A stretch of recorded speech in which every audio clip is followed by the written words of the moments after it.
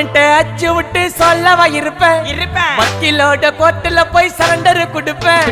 பப்ளிக்கு முன்னாடியும் தலைய எடுப்பேன் சாட்சி சொல்ல யாரெல்லாம கேச முடிப்பேன்